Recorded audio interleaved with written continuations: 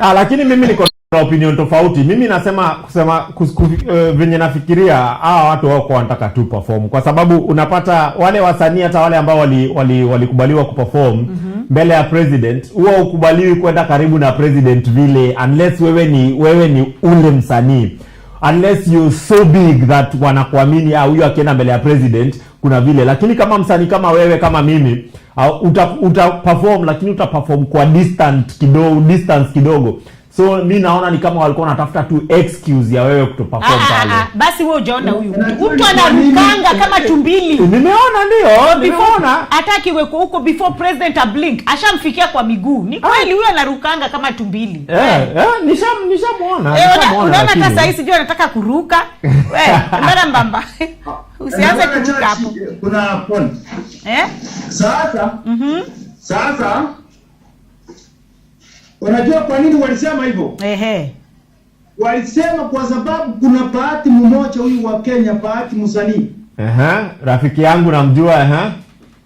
Aliitwa kwa president akaenda akakalia kiti. Tukaambiwa kama Bahati alitoa president kwa kiti akakaa, wewe unaruka utatafania nini?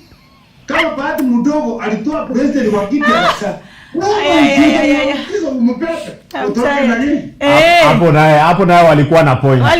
Hapo walikuwa na point. Unaona, kwa hivyo usichukulie personal. Lazima president achungwe bana. Tena unaweza kumshtua akapata heart attack. Si hatutaki president wetu akufe na heart attack. So ni kweli. Na sasa hebu nikuulize, naonanga vitu zingine ukienda unararua masuti, zingine urarui suti. Kwa nini unararuanga masuti zako lakini? Wacha nikueleze madam. Unaona ile vitu unafanya? Kuna wimbo zingine sinaendelea yani wakati sinaimba nafanya ile kitu vile naimba nafanya hivyo. Kama hiyo kurarua suti, hii wimbo ya Kikisii nasema sijui nilale wapi, nimesikia nimeokoka, niende nilale kwa barabara, sijui niende nilale kwa ndani ya kanisa, sijui nirarue hii suti. Hiyo wimbo inaeleza hivyo. Na ile ya matope inasema nimeonewa huruma na Mwenyezi Mungu. Sasa ile tulitoka kwa matope, Mungu unikumbuke na mimi nikuwe mtu wa kesho. Okay, it makes sense ni kama kuna video hapa, sijui kama mlionanga, kuna video nilienda kwa club. Hata in fact tulikuwa tunakuja kukuuliza hiyo. Tukasema sasa huyu Mbamba mara ni Mungu, mara ni club na dance na wanawake matabia mbaya. Hebu tuambie leo hizo tabia mbaya na mimi sijasema chochote. Tabia mbaya na sisemi chochote. Tabia mbaya, ongea. Sasa unaona vile anacheka. Anakumbuka hiyo usiku. Hebu tueleze gospel artist. Anafanya nini kwa club tabia mbaya? Hebu ongea. Sasa sema. Ile video kwanza niwaambie imenidrop down kabisa. Imenirudisha chini kabisa. Kama msanii anaanza saa hii. Kwa sababu ukiangalia YouTube yangu watu hawawatch tangu waone hiyo sarakasi hiyo ya club. Waliacha kuwatch, sasa wanawatch wakifika juu zaidi ni 20,000. Natoka 1,700 mpaka 20,000. Sio, kwa hivyo ilinirudisha chini kabisa. Sasa kama hii video ilikuwa inasema hivi. Unajua hiyo niliitwa ni birthday mwenyewe hiyo club alikuwa na birthday. Akaniambia kwa sababu familia yangu inakupenda, inataka uniimbie kwa birthday yangu. Lakini nitakuwa na sherehe ndani ya club yangu. Sasa ile nilifanya mzuri kwa nyumba wa hiyo mkubwa wa hiyo club. Baba mzuri akaita waheshimiwa. Wakasema hii wimbo hii ya kuokoka tunataka aenda kuimbia kwa sherehe ya kukata keki. Huko ndani ya club. Sasa kufika huko kwa club, nilikataa, siwezi kustage kwa sababu Wakenya wakiona mtu kwa kiwango wanasema hiyo ni saitani ya jakoka. Wakaniambia wewe my friend, Wakenya wamerequest, ngaona siwezi kuleta hivi kwa sababu sichalipwa. Ona wale ni dance. Sasa nilikuwa na dance, wakaanza kurusarusa wasichana kuja kwa stage, wanaleta huyu mnono, wanasema dance na huyu. Wanaleta huyu, wanasema dance na huyu. Wanaleta mwanaume mwingine, wanasema dance na huyu. Sasa kuna ile protest yangu ngaroteti. Na wimbo ilikuwa inasema hivi. Umetoa hii uchinga ya kufanya hii vitu usiku wapi, umesahau Mwenyezi Mungu. Hiyo ndio wimbo walikuwa waimeweka. Sasa kapata niko na huyo msichana. Kaikuwa rusio wachingo kale wakora ikaba yani ndio nga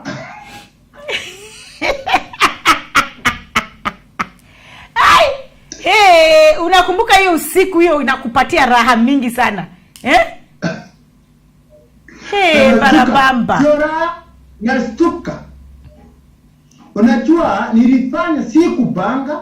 Yeah, of course. Hata mimi wakati nilitoka kwa stage niliambia wasanii wengine nimefanya kitu sio ya kawaida. Unajua watu na wao wako hapo na video na makamera. Wanasema yeye mbarapaleka atafanya nini? No. Akasika akadrop kwa internet mara moja. Sasa waje anza kusambaza. Paka mimi ngatumiwa ngastuka. Kwa sababu ndio maana Wakenya na ulimwengu mzima wale wako mafanisi yangu all over the country. Nimeomba msamaha wasikasirike na mimi kwa sababu mtu ukitereza sio makosa, ukitereza ya pili ndio makosa. Kutereza sio kuanguka. Wacha niwaambie. Kufanya makosa. Kuna ile wimbo inasemanga kutereza sio kuanguka. Mtoto wa mama. Huyo mtu alimba hiyo wimbo. Kutereza sio kuanguka. Alikuwa anajua watu kama Mbarambamba watatereza. Watu kama mimi tutatereza. Watu kama umsanii huyu hapa na mimi tutatereza, but tutaanguka, tutatereza na tutaamka. So kutereza si kuanguka. So fans wa Mbarambamba vile amesema tafadhali ameomba msamaha, na mimi pia on his behalf ninawaambia tafadhali, mtu akisema I'm sorry, forgive the guy. He made a mistake, ame-realize mistake yake, he's now cool. So msameheni tafadhali. Yeah, sisi wote none of us is perfect. We all have mistakes in us. So we don't need, there's no need to put someone down because of a mistake, whether or not they made it intentionally. So he apologized, he owned up to it. Let's move on. Tumsamehe tafadhali. Tumsamehe. Yeah. Mama, sisi hapa sisi wawili tumekusamehea. Na niko sure pia kuna watu wengi hapo wamekusamehea. Na usijali, unajua nini? Usipotereza Mbarambamba, usipoenda chini, unajua, wacha nikuambie, unaona mamillionaires wote huku nje ni watu walianguka, but hawakubaki chini. Ni ule amebaki chini ndio anaitwanga failure. Ukianguka utasimama tena. So usijali kama sijui ulilose fans au watu ulilose. Kizungu inasemanga we have quality and quantity. Sasa wale walienda ni quantity. Au walibaki na wewe ni quality. Na ni quality ndio unataka. Au walienda wacha waende. Kwa sababu au walienda wanajifanya holier than thou. Ati hao ndio wanapenda Mungu kushinda Mungu mwenyewe. Unaona? So wewe usijali. Utapata wengine. Unasikia Mbarambamba? Utapata usaidizi. Na leo pale huko saa hii, next time tutakuwa tunaongea, utakuwa kwa Palace. Usijali, kila mtu wanasemanga step by step. Kila mtu anazanga kidogo kidogo. Na huyu msanii hapa pia anaweza kukuambia ni ukweli. Kila mtu anazanga, inaitwanga Wajaluo wanasema mosmos. Yeah. Mosmos. Pole pole. Mosmos yawa. Yeah. Mosmos. Yeah. Wakisi wanasema ngora. Ngora. So yeah, usijali ngora. Ngoramos. Yeah. Utafika, usijali. Na pale tukiangalia pia wale ambao wanatutizama pale Facebook pia naona Askofu Baraza pia anasema you're forgiven. Na wale ambao wengine pia wanasema wamekusamehea kwa sababu na imagine nao pia wanaelewa, kwa sababu wanaelewa hao ni binadamu kama wewe, so wanaweza fanya makosa. So hakuna haja waanze kusema huyu hatuwezi msamehea kwa sababu ya hii 1 2 3. So Askofu Baraza na wale wote ambao mnamsamehea, kwa niaba yake nashukuru sana. Yeah. Asante sana, asante Mbarambamba, usijali, hizo zinafanyikanga. So sasa ile siku ulianza talenta yako, Wakisii walikuwa nasema huyu anatuaibisha, huyu sijui nini. Sasa ni aje? Sasa wameku accept ama bado wako kwa hiyo hatukutaki huyu mtu hapa? Sasa hapo sasa, wakati nilitoka Secular kuja kwa gospel, ni kama hii kitu ilifanyika. Unaona hii kitu ilifanyika kwa baba, nilifanywa hivyo the same. Okay. Wakati nilitoka Secular kuelekea gospel, nikatangaza nimeokoka na mtumia Mwenyezi Mungu. Watu wakaniruhusa mawe, wewe ghasia, tumekuachana na wewe ndi mali, umechanganyikiwa, mpaka nasimbwa nirudi Secular ama nielekea gospel. Nasema siwezi kurudi nyuma kwa sababu ni Mungu tunafanyia. Wale waliniacha, nikaongeza wengine. Nikaongeza 4 times. Ni hapa mahali niko sasa. Yes. Mwaka uliopita ndio walikuwa wanachanganyikiwa, wanasema hapana, hatujakuelewa wewe, hatujui kama umeokoka, kwa sababu kwa nini unatazi na nguvu nyingi na kwa Mwenyezi Mungu unatakiwa waende pole pole? Kwani hebu nikuulize Mbarambara, hawakuona David? Walisema David alidance mpaka alikuwa anatoa manguo anatupa huko. Wewe Mbarambamba unafanya kama David. Wewe unafanya kama David. Yenyewe. Wewe na kusupport. Na mimi nikikuja Kenya nitakujoin na tutadance pamoja, manguo tutatupanga huko, lakini si zote. Pole nikuja Kenya, ukuje na mvua. Usikuje kule. Ukuje na mvua kwa ile na nyesa tunateresa. Nani ya matobe? That would be so funny. Nimepata Mbarambara kwa maji. Sasa kuna mtu anakuuliza wile Mbarambara iko wapi attend safari rally. Utaenda kwa safari rally? Kuna mtu anakuuliza hivyo. Ni leo mtu alinipigia akaniambia nienda kwa safari rally. Anaenda kukompiti na safari.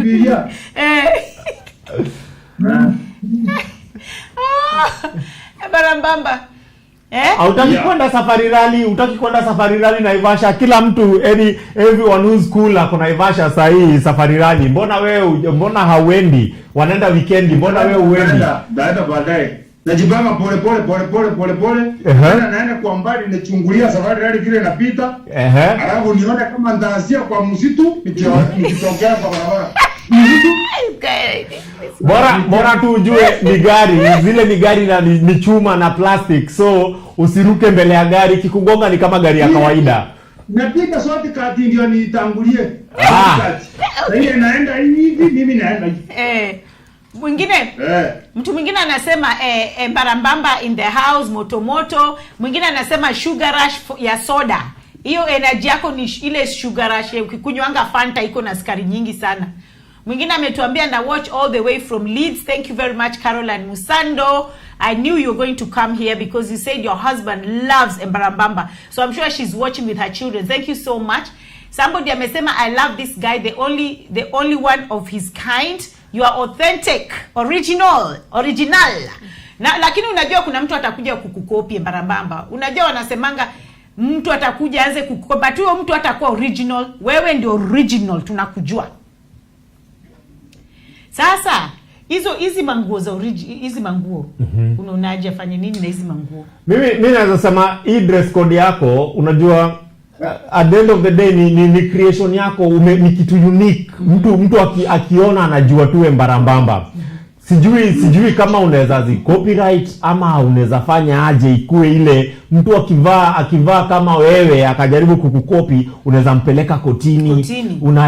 Unajua mfanya venye unaweza muitia maboys, lakini wewe ni mtu wa gospel, wewe muitia na maboys. Una advice mbaya, wewe sasa kuleta hapa tena maboys. Ni maboys wakuja wapime waone kama ni kupiga picha. Huyo ni maboys hata warukia kama tumbili. Chinese style. Yeah, but hii dress code yako unafaa kutafuta njia ya kuifanya ikue because it's uniquely wewe, it's uniquely you. Mtu akiziona other than video yako, niko sure hakuna mtu ataona video yako aseme huu ni Timmy Life ama huu ni msanii mwingine, atasema huu ni Embarambamba. So sijui kama kuna kitu umefikiria yenye unaweza fanya ikue mtu hawezi chukua hii bubble yenye umecreate yenye ni yako. Inaitwa design ya kwanza ilikuwa unaona hii madoadoa hii polka dot hii ilikuwa mwili mzima. Wakati nilianza kujulikana kidogo ngalidius hii polka dot ikakuwa ndogo kidogo ili ikae suti. Mwaka hii kisha kuna suti inakuja iko na unajua siwezi kusuna suti bila madoadoa hii. Ngalidius ameongezwa hapa, ameandikwa china ya polka dot suit hapo. Yaandikwa china yangu na mali huyu mtu alinunua kutoka. Unajua hii suti kama hii ilitoka kutoka sijui ni US, lakini upande wa US America hapo. Ile blue ilitoka Canada. Imported. Pesa ananiambia suna hii design. Haya tuko na ile red ilitoka ilitoka Saudi Arabia. Tukuje kuna ngine nimesahau hii ya yellow. Hii ya yellow imekuja through Senator Okengo Nyambane. Huyo liniona dressing kawa kama msanii wa digital hivi. Hii women nasema Jesus is the final. Ukitaka kuniwe Embarambamba, Jesus is the final. Huyo lisuna na Senator Okengo Nyambane. Sasa sisi pia lazima tumshone moja. Kijana unavaa umesema US, Canada, Saudi Arabia. Sasa inafaa pia uvae moja kutoka UK. UK sio United Kisumu, UK United Kingdom, ile ya kabisa. So lazima sisi pia tuorganize venye utashonewa suti moja hapo unique moja. Lakini, mzito sana. Tumshone kala gani? Tunaweza muuliza, tuko na yeye hapa. Unataka kala gani ile ita represent UK? UK si mnapenda blue white. Nani alikuambia tunapenda blue white? Nani hao? Si niliona wakati Obama alikuja Kenya, marangi ilipaku blue white kwa barabara, blue white. Lakini Obama ni wa US. Yes. Obama alikuwa president wa America. Sisi tuko na queen. Sisi tuko kwa kule ambao kuna queen. Kuna tofauti. Lakini naona kala mnapenda hata kwa hapo kwa nini kwa war hapo. Si nimeona blue red hapo white. Wewe sema tu unapenda blue. Sasa tutakufanyia blue. So blue, red and white. Unataka to mix blue, red and white, nataka blue. Blue in white.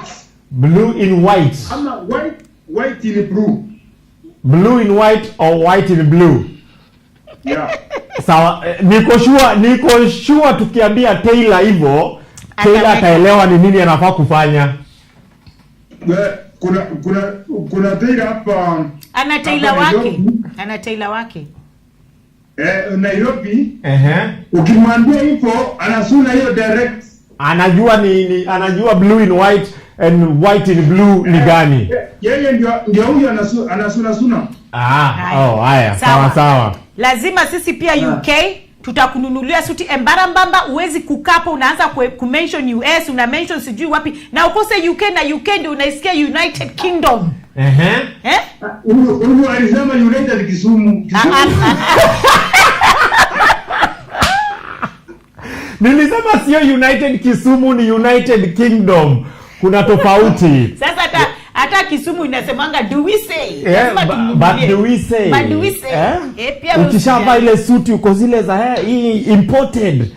Lakini unajua mi nakuheshimu baadaye. Uko na manguo, uko na masuti imported. Sasa hiyo suti tunaweza andika hapa tunaweza andika hapa UK hivi ama ikubaliwi ndio wajue umetoa. Lazima wajue suti imetoka wapi. Made in Kenya, made in Canada, made in the United Kingdom. Amesema tandika UK. Iko sawa. Hiyo iko sawa. Hiyo iko sorted. Suti kutoka UK. So watu wana watch, watu wa UK, nimeona Eva Mburu anatoka UK, kuna Walter Onuga, nyinyi ni watu wa UK, kuna George ni watu wa UK. Anzeni kuchanga pesa watu wa UK, lazima tununulie Embarambamba suti. Ndio tusiachwe nyuma. Ninaona comment refu hapo but siwezi soma yote. Imetoka kwa Walter. Alafu wamesema wamekuforgive, watu wengi sana wamesema we tumekusamehea bana, kazi kawaida, umesamehewa. Sasa hebu wacha niambie Mr. Kwa studio, in the studio they are going to show one of your videos so that people can actually see who Embarambamba is in action. When Embarambamba is entering mad, or Embarambamba is in his madman or madman. Tuone Embarambamba kidogo. Kama unapenda Yesu, sema buyu buyu.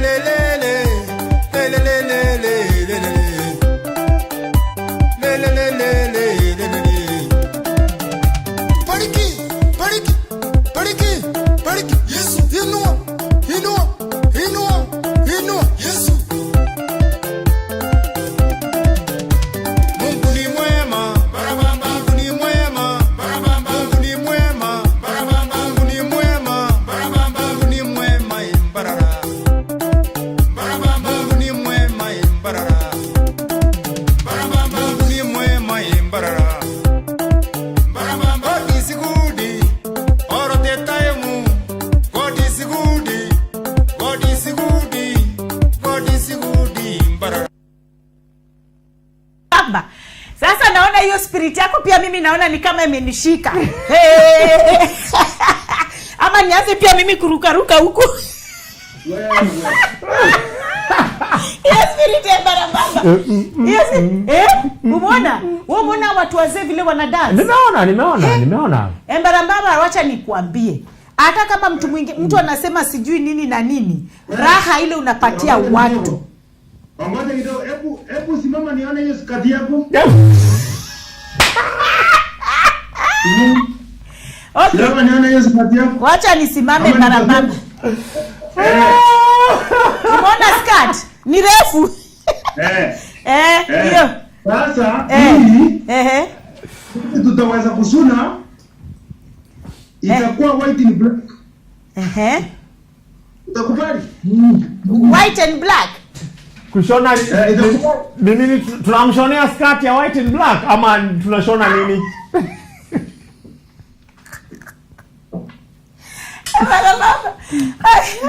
Embarambamba, acha kunichekesha. umefanya wamama wanakatika. Sasa hiyo wewe umepata crown. Sasa to support talent, watu wa UK especially, jina yenu haijaitwa. Nimesikia sijui US, nimesikia sijui wapi, UK haijaitwa, which is not good. So to support talent, to support msanii, namba Embarambamba tena, M-Pesa, namba yake ya M-Pesa ni 0726204282. Nitasema na Kiswahili 0726204282. Kumbe unajua Kiswahili hivyo? Mimi ni mdeni. Mimi nilizaliwa Isili. Haya, mimi ni mtu wa mtaa, wewe usinione. Nimesikia hapo hivyo Mimi wale. Nilikuwa nangoja useme jitu wazika. Chile Chile. Haya, acha. Mimi ni mtu wa Isili. Wewe ni wageto. Iko sawa. Islando. Inakubalika. Sasa nilikuwa nataka kuuliza swali moja. Hiyo mnaona unafanyia nini? Unafanyia factory nini? Sitaki kuta hiyo jina, jistaki kwa promote. Sabuni. Usite ni sabuni gani, ndio tutaki kwa promote, hawajatulipa. Naona sabuni likuchukua ati sasa wanakufanyia tukichafua nguo, wanaenda ati unaenda unaosha nguo na hiyo sabuni ndio ing'are. Hapana. Hiyo ni propaganda, inaitwa Photoshop. Propaganda. Hiyo kama ningekuwa na hiyo company ningekuwa tofauti. Lakini wakati nilienda kupiga simu kwenda ofisi yao, walipea kazi kwa sababu nimeona billboard, wakasema wako na hali ya corona, wataungana pamoja alafu wanipea machipu. Kwa hiyo billboard ilikuwa ya uongo. Hiyo ni propaganda. Sijapata company yoyote nafanya kazi. Na nani aliweka hiyo ni billboard? Na wao wakati niliwapigia simu wakasema na wao walikuta hapo. Iliwekwa hawajui. That is not. Hakuna venye wewe inaweza kuwa ukweli. Hiyo ni hao waliweka. Barabara hiyo yote ni siasa tu. Ni Photoshop. Hiyo yote ni siasa. Hiyo ni Photoshop. What? Sijui unajua watu kiasi gani ama unajua rights zako kiasi gani, but kama msanii hiyo ni violation ya your rights, violation ya image rights. So kama unajua any lawyer, any civil lawyer, hebu jaribu kuzungumza na yeye. Juu kampani kubwa kama hiyo ikichukua image yako ikajipromote nayo kutengeneza pesa kwa image yako, lazima wakulipe.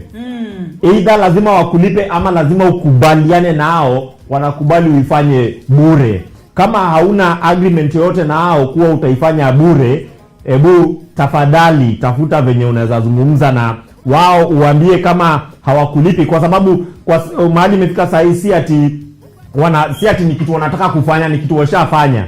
Waambie either waangalie venye wanakulipa ama wapeleke kotini, kwa sababu wameviolate rights zako za image kama msanii. Hiyo nakwambia bure.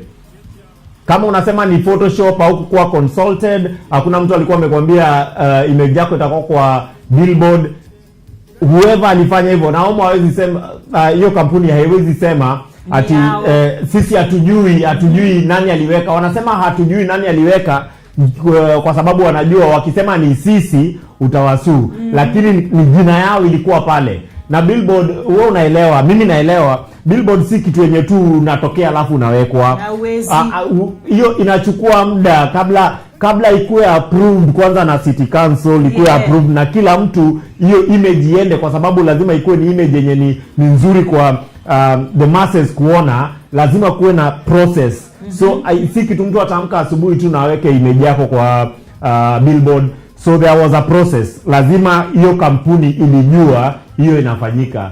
So mimi naweza kwambia, kama unaweza zungumza na mtu either wa hiyo kampuni ama mtu yeyote mwenye anajua, ama tunaweza zungumza baadaye nione kama naweza kuunganisha na watu kadhaa, uzungumze nao. Your rights as an artist were violated your image rights. Sasa tunaweza ita watu kwa sababu sasa ni wakora, ni watu wa Omo. Kwa hivyo Omo walikuibia na nani Timi Life yuko hapa atakusaidia. Omo walikuibia, lazima uwasu. Sasa hapa utatengeza palace bana. Hiyo ni violation of your rights. Ndio tulikuwa kwa sababu the reason why tumekuambia hiyo ni kwa sababu Mbarambamba nilisikia ile interview nyingine ulisema ati jina yako iko hapa lakini mfuko iko chini. Unaona? So saa hii mfuko yako pia inaweza kuwa juu kama jina yako. Unajua nini? Kwanza wewe ni uko na brand ile hakuna mtu wako nayo. Mbarambamba unaingia kwa matope, unachafua nguo, unaenda unaoga na sabuni ya mtu. Wewe unaweza jifanyia sabuni yako. Unaweza kuwa na your own brand inaitwa Mbarambamba soap. Ni kweli. Ukiingia kwa hizo matope unakuja unaosha na Mbarambamba soap. Kila mtu atataka kununua sabuni. Wacha sasa tumejua hata Omo ilikuibia hawakukulipa. Mimi kwa nafikiri walikulipa, that's why kwa kuita jina yao, but hawakukulipa. So sasa unaweza kufanya Mbarambamba soap, uwe na sabuni yako Mbarambamba na utajipata jina yako iko pahali mfuko uko juu. Unasikia?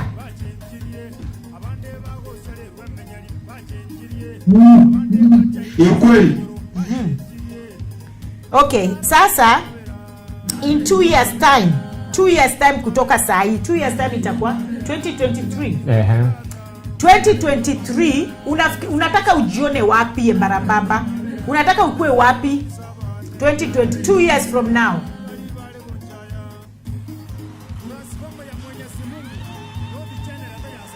Mbarambamba nini data imeisha? Kama pesa imeisha kwa data. Tumtopa? We Mbarambamba. Data imeisha. Okay guys, I think we've lost him. Mbarambamba's inaitwaje? Internet. No, si internet. Ni internet. On internet. Imeisha.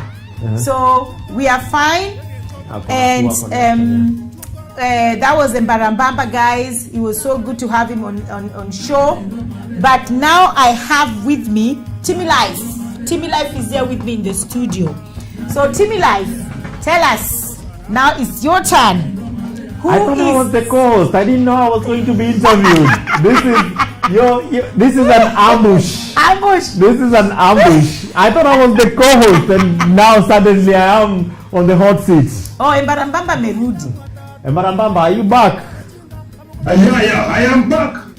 Kwani nini liisha? Pesa ilisha. Unajua zawadi kwa Mungu hapo mbali na mimi. Sasa wananionea. Sasa tulikuwa tunakuuliza in 2 years time unataka ujione wapi Mbarambamba? Kwa mwaka mwingine tusiweka 5 years bana. Tuweka mwaka ukikuja mpya. Najipata nitakuwa kiwango ngine ya kupata vyombo. Na nitakuwa kwa historia ya Wakenya. Yeah. Okay, that's good. Sasa tumefika kwa mwisho ya isho. Sasa nataka uongee na fans wako. Ni nini unaweza kuambia fans wako before uende tafadhali? Na pia usisahau kuambia support msanii, support talent na uwapatie namba. Alafu nini unataka kuambia? Yeah. My name is Mbarambamba, the best gospel artist people of nowadays from Kenya, Kisii. Ukipenda kuniita Mbarambamba, support msanii, support talents. Kwa namba yangu iko hapa chini. Lakini kitu ya maana nawaambia wa Kenya, na wale wako nje ya UK na wale wako all over the world, kitu ya maana, ukitaka kunisupport kwa maisha yako ama maisha yangu, enda kwa my YouTube channel Chris Mbarambamba, watch and subscribe. Hiyo peke yake tu naomba kama Wakenya wa all over the world, yani mafans wangu. Kitu kingine, ukiona Mungu amekugusa roho yako na amekupea baraka kwa familia yako, support me, nipate kamera, nipate hata speaker 2, nipate hata kompyuta ya kueditia kazi yangu, ili nitainuka kama msanii wa upande wa Kenya. God bless you. God will make you somebody tomorrow. Kitu ya mwisho, mkiona hii sarakasi inafanya, msisikasirike. Vile Mungu anapanga, mwachie yeye apange. Hata mimi vitu najipata, inastuka nafanya achi. Lakini naachia Mungu apange vile amenipanga. Kwa hivyo usisikasirike mbarambara yao kwa matope. Wewe kitu peke yake, support me. Subscribe my channel, watch, and ukiona ni mzuri, support me kwa hiyo namba. Utanitumia mpesa, nipate nimenunua kompyuta kidogo kama hii iko kwa mesa hapa, hii madam wako nayo, nikuwe nayo kidogo, nianze kuwaitia kwa kazi yangu. God bless you. God will make you somebody tomorrow with your family. Amen. Amen. Mbarambamba. Amen. Sasa Mbarambamba hapa tutajaribu au wasanii watu wote wale walikuwa na coach leo, tutaona ni pesa ngapi tutakusaidia nayo, tuone kama unaweza kununua suti na utaweza kununua computer. At least useme hii ilitoka wapi? UK. Yeah. Hatutakuacha hivyo mkono tupu, tutajaribu kukusaidia upate at least ka computer na suti. Sawa? Aya, waambie tena. Wakitoa imebarikiwa kwa mifuko yao, kwa sababu mdomo mzuri umewekewa kubariki. Kwa hivyo kile kitu wanatoa kwa mifuko yao itabarikiwa. Amen. Na familia zao itabarikiwa. Amen. Asante sana. Haya, asante sana. Wasapoti msanii, wasapoti kazi ya Mwenyezi Mungu. Asante. Haya. Shukran sana. Bye bye. Nice Thank you very you. much. Nice having you. Thank you. Okay, wow, that was good, eh? Unaona ile nice. I had fun. He's a personality. He's got a really brilliant personality. So yeah, now, UK guys, you heard what he said. He's been helped from USA. Yeah. He's been helped from Canada, Saudi Arabia. Yeah. And not just UK. Not UK. So we are missing out. We are missing out, Yeah. guys. We are missing out. We cannot be missing out. Yeah, we shouldn't. Okay. Yeah. So now I'm here with Timmy Life. Timmy Life. Hey, This is an ambush, by the way. This is an ambush. You are not expecting this. I'm a host. I'm supposed to be a co-host. You're not a co-host. But I was a co-host. No, you have to tell us. You cannot. I cannot have a big man like you in my studio and you're telling me that you're a co-host. Come on, you have to tell us who is Timmy Life. In fact, from today you are hired. You'll be coming here. Woo! I'm done live on TV. So, who is Timmy Life? Well, first of all, let me speak about the name. The name Timmy Life, that is TYMILYFE. It means thank you, Mom. I love you forever. Oh, wow. And the reason behind the name is my mom died when I was 13. And this was my way of giving tribute, you know, and keeping her legacy alive. And so every time someone says Timmy Life, they're either thanking their mom or they're thanking my mom. And I'm cool with either. Who am I? I'm just a simple guy, born and raised in Kibera, and now lives in the UK. I'm an actor. I'm a musician. Yeah, I'm a father. Yeah, so. Wow. Yeah. That name, thank you. You say thank you, Mom. I love you forever. Yeah. Wow. So did that name come when you at the age of 13, or it's later that you came up with that name? No, that name came much later. It came. I think I first came up with that name around 2008. Yeah. That's when I started doing getting into music and things like that back in Kibera. And I remember at that time I had tried a few names. I had tried Ja Apps. I had tried Lejomarian. I had been called Sambasa for a very long time, Sambasa Omolojowa. That was my stage name as an actor. And then Timmy Life came, and I was like, yeah, this is the one. This is the one, because the other names, as much as yes, Jaap's, I was given that because I was brought up in a Legio Maria. Legio Maria, and most of Legio Maria people are called Japolo when they see you, Japolo. And so being cool kids was like, instead of saying Japolo, we were like Jaaps, you know. Okay. And then there was like make it cool. Make it cool. And then there was Legio Marian, of course, which is basically the Legio Maria one. But none of them stuck. Sambasa is still the name that most of people in Kibera call me by, because that is most of my community projects, the stuff that I did to give back to the community, were done while most people knew Sambasa, not Timmy Life. Timmy Life has become known from, say, 2019 when I've gotten into music seriously. Okay. Yeah. So do you give back? Have you been to Kibera back since you started? Have you been back to Kibera? I spend 90% of my time in Kibera when I'm in Kenya. Okay. I spend a lot of time. I still have family in Kibera. Most of my friends are still in Kibera. We have a label that is based in Kibera.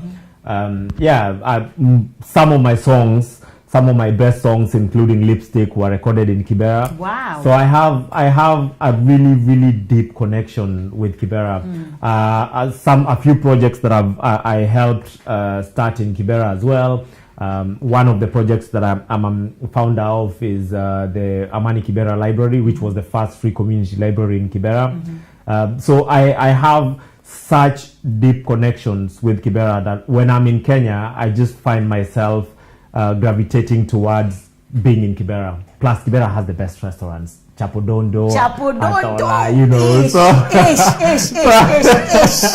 Well, they do it best. They do it best. They do it best. Yeah. You know, the thing with you is the fact that you still remember your roots. Yeah. Because what happens is a lot of people, especially in the UK, mtu anakuja hapa for 2 days, and then after 1 year, they can't even speak Swahili. They can't speak their mother tongue. Yeah. You know, I've been here for more than 20 years, and I still speak my mother tongue. I speak Luo like I never left Kisumu. I speak Swahili like I never left Isili. Even one day I went back home and somebody was like, the Luo guys was trying to speak English to me, and I'm responding in Swahili, and they were like, oh, in Luo, and they were like,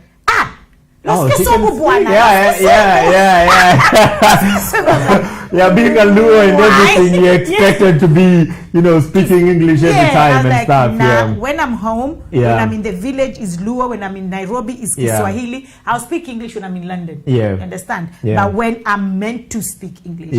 So that is good that you still went back to Kibera, because some people don't even want to be associated with Kibera. I know that. Because the people who don't know what Kibera is, or Kibera is one of the biggest slums in Africa, and the second biggest slums in the whole world.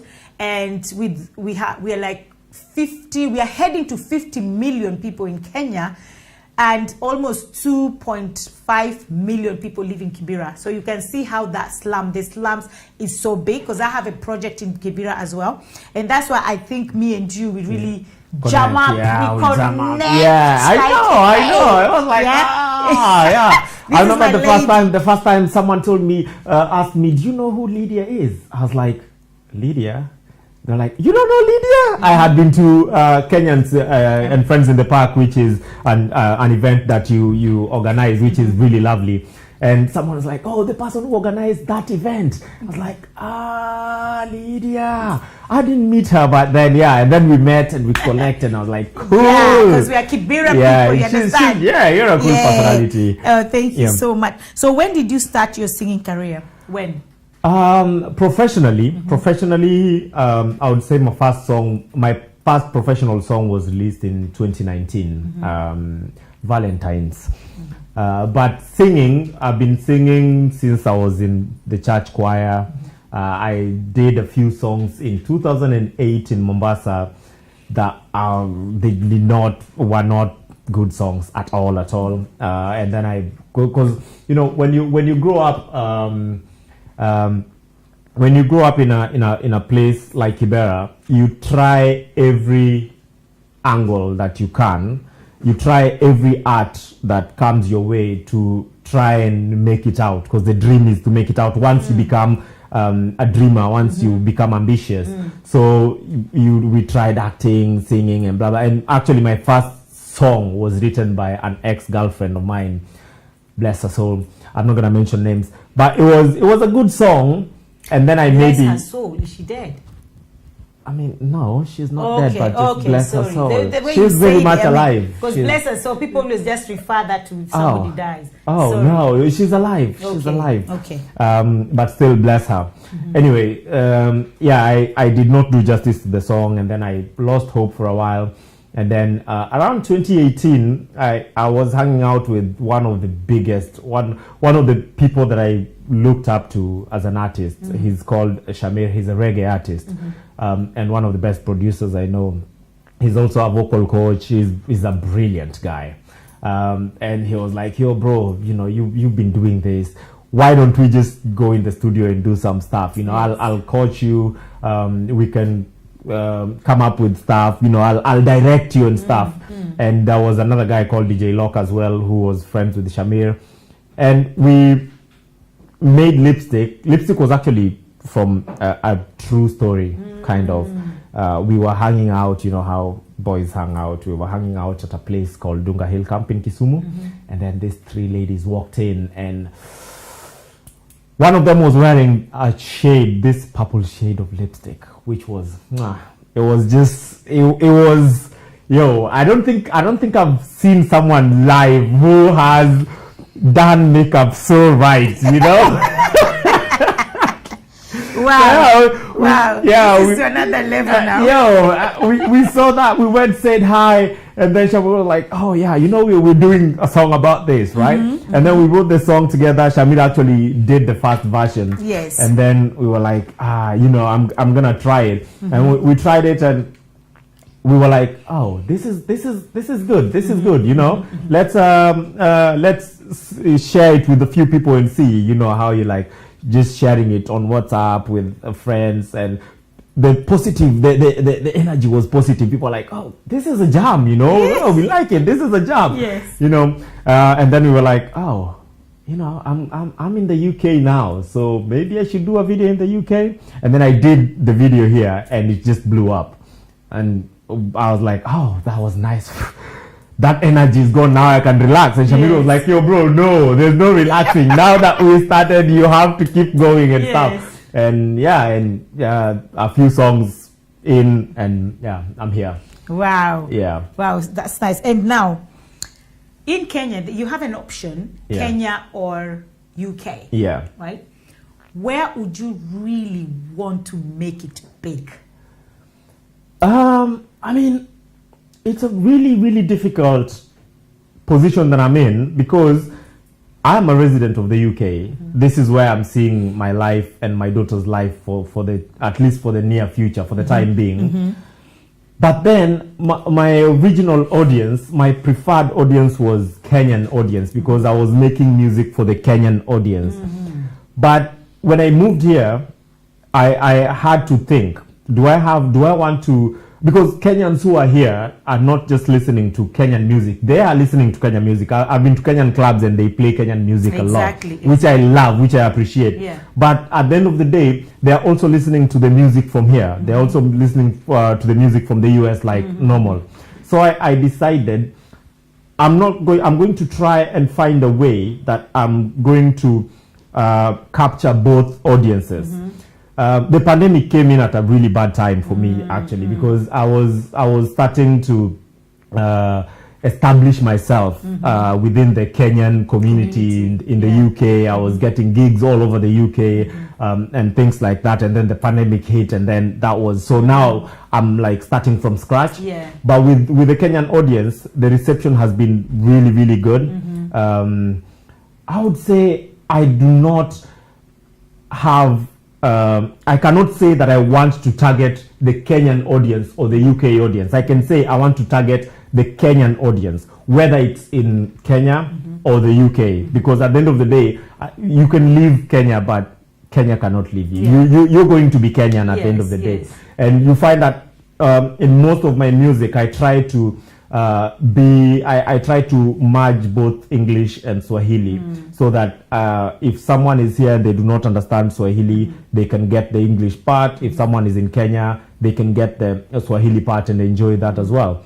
But yeah, at the end of the day, you're trying to cater for both yeah, audiences. yeah. Really. Actually, my music, my style has changed a bit.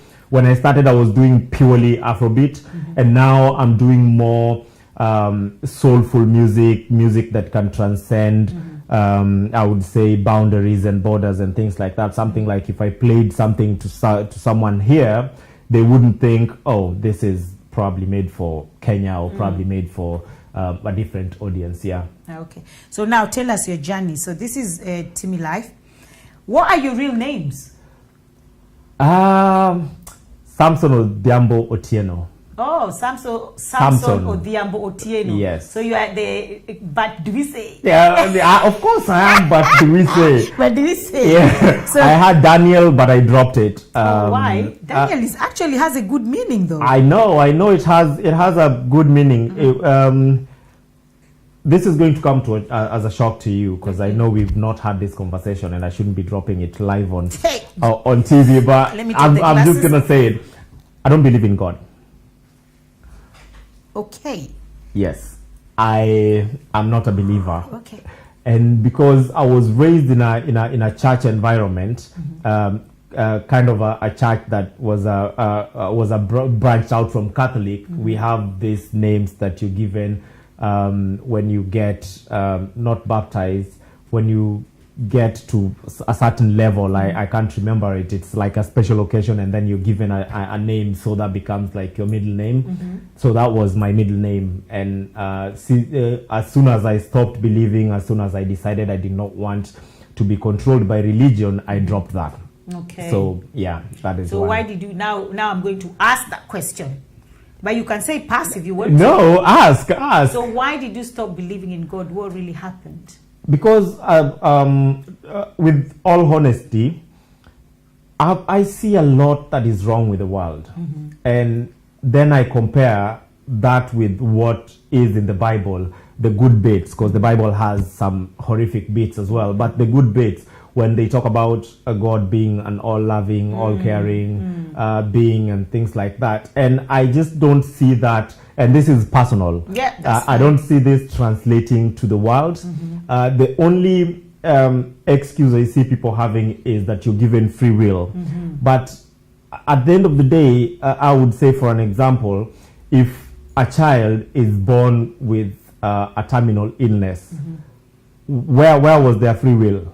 Like, this child did not have free will. They did not do something that, and if you're saying, because it's because of the parents, then why are you punishing me for the mistake of someone else? Like, they are my parents, just punish them, So that with the wars, and I just feel like if this being was all loving and all caring, this being would do a lot more to help humanity, to help his children and things like that. And so I decided I do not want to believe in something that I don't see going anywhere. But this is just me. That's fine. It does not translate to my daughter. Okay. My 7-year-old daughter is free to believe in whatever she believes in. If she wants to be a Muslim, if she wants to be a Christian, if she wants to be an atheist, whatever she chooses to believe in, that is going to be her choice. So I'm not letting my choice affect what her choice in religion or in faith becomes. Okay. Yeah. Okay, that's your journey, and that's a story for another day, probably. Absolutely. Because I would love to go deep into that, but not for Any today. other time. Not for today. Yeah. So now there's this 13-year-old. The mom has passed on. Yeah. And then what about your dad? My dad is a priest, Aleja Maria priest, one of the most prominent priests there. So he spent a lot of time in church. After my mom died, my dad remarried, and me and this my stepmom could not see eye to eye. Ni wale nini? Stepmom from hell. I would say that. Na wajua mama wa kambo. Yes, we're friends now. We made up. We're friends. But at that time, she was one of those who, because she came with a daughter as well, and so there was me and my siblings, and her and her daughter. And because my father was in church mostly, because they are posted in church, you'd find that she would be making like 2 different meals, that they would be eating this, we would be eating this, and stuff like that. And I'm quite a vocal person. I'm stubborn, and so I would ask questions. I'm a rebel. I would rebel and things like that. And at the end of the day, that did not go down well. Our relationship was not well, and so there was only one way of making it work. And I decided, instead of messing it for everybody else, I'm just gonna leave. So how many are you in your family? My family is... No, your mom. Right. Not stepmom, or just you, your dad and your mom. So my dad and my mom had 6 kids. 3 died, 3 remained. But I also have 2 adopted, 1 sister and 1 brother, and they are part of my mom's. We say they're part of my mom's family. And then of course my dad remarried. He has children with the wife, and he married again. He has 2 wives, and he also has kids with that other wife. So yeah, the family is quite big. So your dad is a Legio Maria guy, but keep on marrying. Yes. Hi. I wouldn't say keep on marrying. He only has 2. One is official. Okay, one is official. Who is one your is mom not passed official. on? That's fine. Yes. And then 2 after that. So one after that. I thought you said he has 2 now. Yes. So the one who came after my mom, and then the one who came after the one who That's came after my mom. what I'm saying. He's a priest, but he keeps on adding. But he's a priest. He's allowed. He's allowed to get it on. This priesthood is interesting. He's allowed to get it on. Wow. He's a cool dude. He's a cool dude. We made up. We were friends. So, all yeah. right. Let me leave it there. So, as an artist, yeah, do you feel supported as an artist, both in Kenya and the UK? Do you feel the support? I would say I feel the support more in Kenya than here. Yeah. Because when I'm in Kenya, my music is played in Kenya and stuff like that. And when I go to Kenya, I have media houses contacting me, wanting to interview me and things like that. I get some support here in the UK as well, but I think the pandemic has played a role, because before the pandemic I had huge support.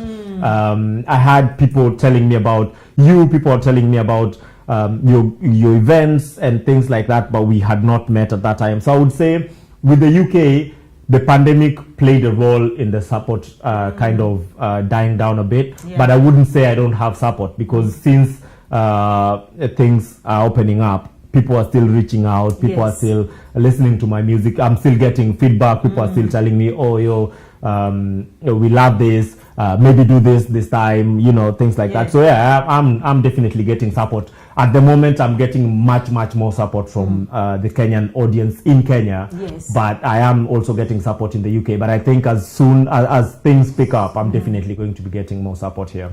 So where do you want to see yourself in 5 years from now? 5 years is a really long time. It's not a long time. I know there's short-term goal and long-term goal. Yeah. So I'm asking you for your long-term goal in 5 years. You think 5 years as is a lot? As an artist or as a person? Because those are you're two. here as an artist. Oh, all right. As a person. Oh, so I'm here as as a person who got a job today, but as an artist who's okay. All right. So as an artist, I mean, I'm doing my music. I'm doing my music for fun. It's a hobby. It's not my primary source of income. I'm not. I haven't had plans to make it my primary source of income. So at the moment, I'm doing it more for fun. But it's doing well. It's going well. That I'm thinking maybe in 5 years, I'll probably be doing it professionally, purely music, not doing any other thing. But yeah. Have you thought of that? I just want to go professionally. I don't want. I have thought about it. Okay. I have thought about it. It's a thought that I had, but I put it on hold. Okay. Because there was so much uncertainty with everything. So I put it on hold because I'm kind of a perfectionist. So when I decide I want to do something, I want to go all the way in. Yes. And of course, with the pandemic, there was no possibility of doing that. But now that things are opening up, it's of course it's a thought that I'm entertaining. It's something that I'm thinking about. If all goes well, I'm working on an EP right now.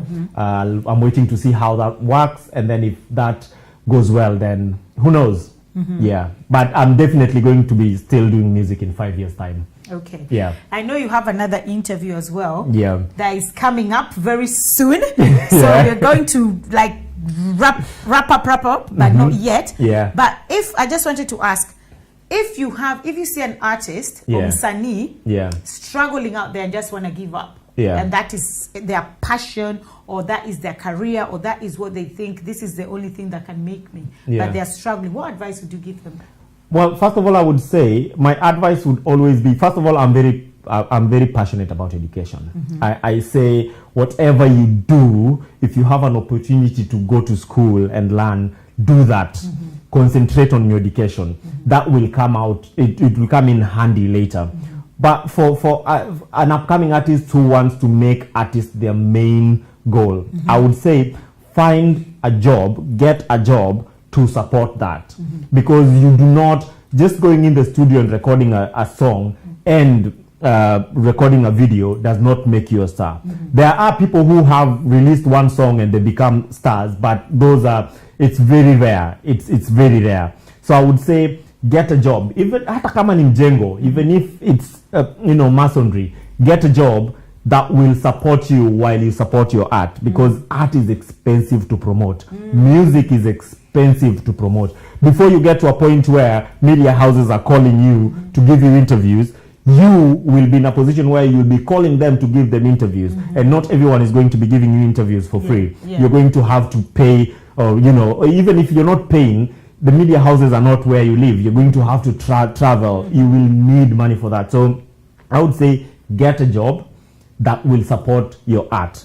Once your art is at a place where you can earn from it, then you can say, I want to make this my living. But until then, I would say get something else to do with So that. you'll need money to build your brand. Yes. It's the same as any other business. Yes. It's the same. You need capital. To build yourself. Like any other business, Yeah. you need capital. Before you become a brand, before someone is like, yo, Timila, if I see you've landed, bro, I'd love to have you on my morning show. Before you get to that, you will have to build the brand. And that means you will have to pay to build the brand. So that is, I mean, that is a very interesting comment right there. Yeah. Because a lot of musicians, they just think that when they start singing, somebody should see them, but they don't think that this is a brand. I'm Yeah. a brand. Yeah. I need to promote myself. Yeah. I need to market myself. I need Yeah. to sell myself. Yes. And how do I sell myself, promote myself, put my brand out there? You need to spend money. You need to spend money. You need to spend money. And I'm not, when I say spend money, I don't talk about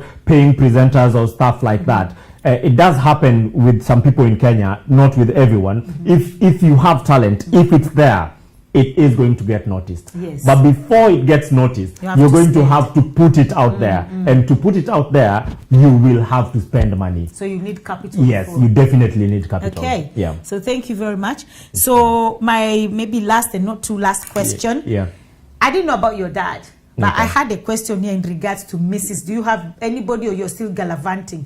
So I'm going to ask you, are you going to follow your dad's footsteps of marrying more than 2 wives, 3, 4? I This one have- that you are handsome and you're also Msanii. You understand? I have- You are handsome, Msanii, you are young. So you'll be looking, you'll have one in Kenya, one in the UK, US. Jesus! No, I have no intentions. I think it's really it's too much Expensive. energy. It's too much energy, and of course really expensive. It's expensive because you have to maintain this person. And if you do not have a sustainable income, then you get to a point where you cannot invest in yourself. You cannot invest in your child's future. You're spending money left, right, and center. I have absolutely no intentions of doing that. Right now, I am not looking. So right now, you're free? No, I'm not free and I'm not looking. Spoken for. I'm not free and I'm not looking. You're spoken for. Come on, stop torturing women out there. Oh, I'm not torturing anyone. Are you spoken for? Yes, I am spoken for. Okay, say that then. I am, and then we move on. I am not free. I am not looking. I am spoken for. Well done. And he's allowed to marry 2 or 3 women. So No, it's fine. the Kenyan constitution allows me, but I do not want. I have no intention. You don't want headache. You Yeah, want your hair to turn grey. Yeah, I just feel like it's a waste of everybody's time. Because right now, as we talk, you have a best friend, yeah, a wife,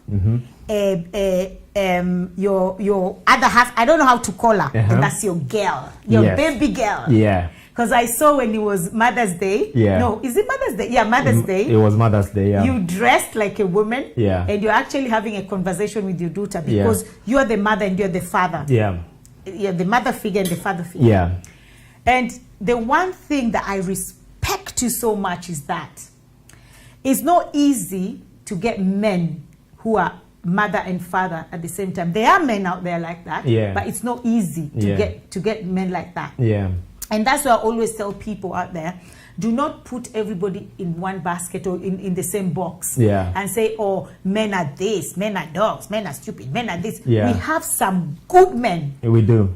Good men out do. there. If there's anything called perfect, I'll say perfect, but there's nothing perfect. No, yeah, there's So nothing we have perfect. good men out there, and Yeah. one of them is actually sitting here with me because I've seen him looking after his daughter, and this is the mother and this is the father. We're not going to talk about where the mother is. Yeah. That's not for today, or Yeah, a topic absolutely. never to be discussed. Yeah, absolutely. But it's just this guy looking after his daughter, and that's why he's saying he doesn't have time for women really, because you don't want to get a woman like you, like a stepmom, Yeah. Mama Wakambo. You understand? And in fact, let me talk to women out there. If you're a stepmother, guys, these children, they grow, and that child that you are mistreating, some of them will not forgive you, or they will forgive you, but they'll never dine on the same table with you. Because forgiveness doesn't mean now I've forgiven you, I'm dining on the same table with you. And that's the point that you will need them.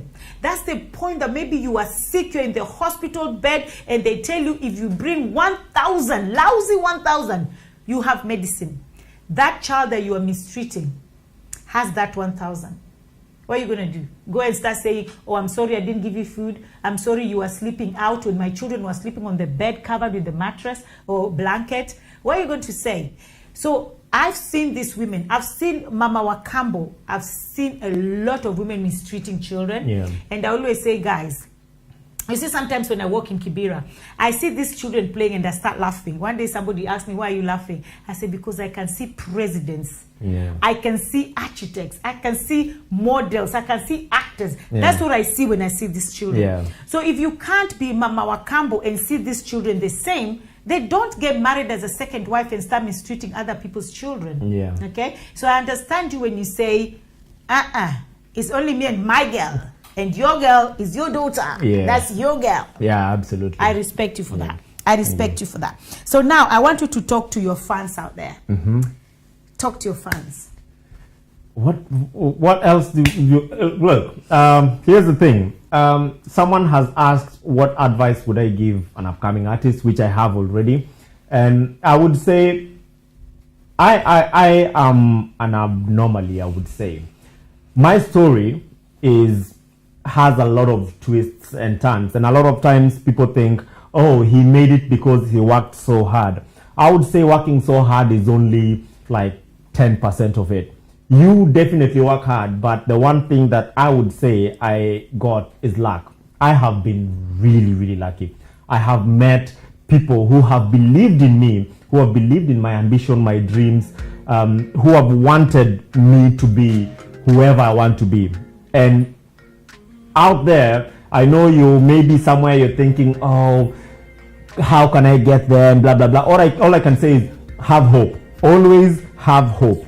Put yourself in a place where if an opportunity comes, you can grab it. If you lose hope, if an opportunity comes, it will find you sleeping, or you will not be able to grab it. So always believe, always have hope, always know that at the end of the day, whatever happens to you, is what's meant to happen. That's it. Thank you. So now we're going to listen to Timmy Live's music just for 1 minute. Yes. I can't get enough of you. I can't get enough. That's true. So give me more, give me more, give me more, give me more, give me more. So give me more, give me more, give me more, give me more, give me more.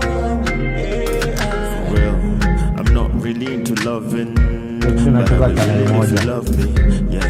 Mini guangia ni papi, bado wamini alinikubali. Baby girl, you know me, mini taji maombi. 247 niko rodi, get money by all means. Fire emoji whenever we touching. Nikingizanga parking, anajua sitoki. Just pure water, no white wine. Cause today I wanna fuck you in your right mind. Funny how the wrong things happen at the right time. Yeah, I told you no feelings, now I wanna wife you.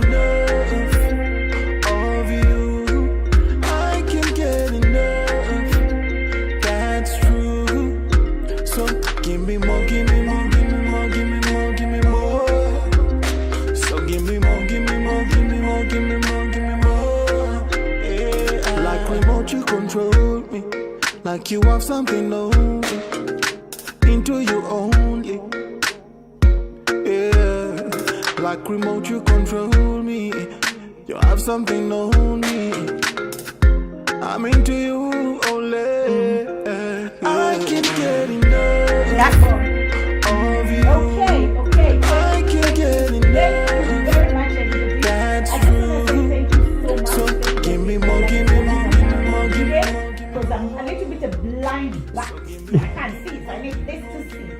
I don't need this to talk. So I can say thank you very much, everybody who tuned in today on Facebook. All your comments, thank you so much. Well, we had Mbarambaba here, our first guest. And we have said, as the UK, we are going to buy a laptop and a suit for him. So if you know that you watched the show today, I'm going to hunt you guys. I'm going to get you, and everybody's going to contribute something so that we are proud that we've promoted Amsani, or an artist, okay, or a talent, like Mbarambamba would say.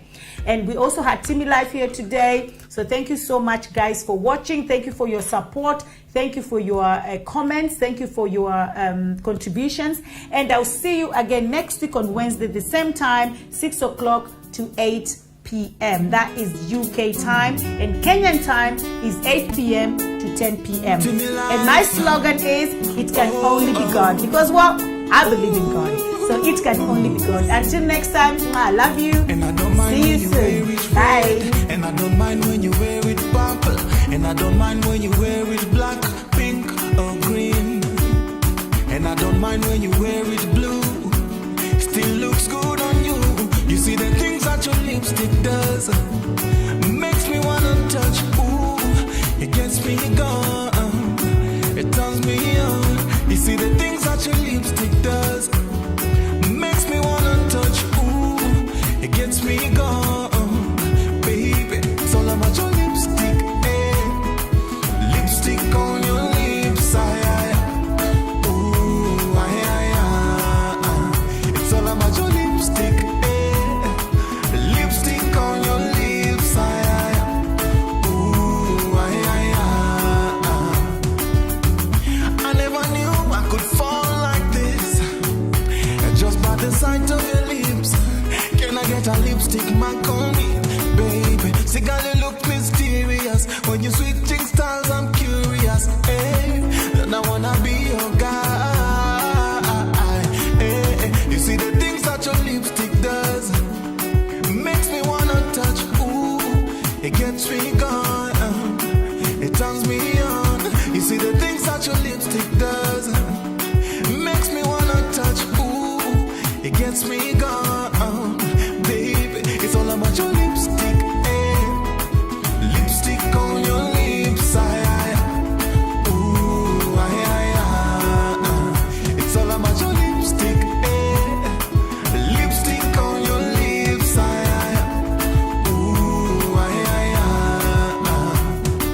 ooh, wine for me, don't be afraid, just wine for me. I miss a wine for me, just wine for me, wine, oh, wine for me, girl, wine for me. Don't be afraid, wine for me. Just wine for me, wine.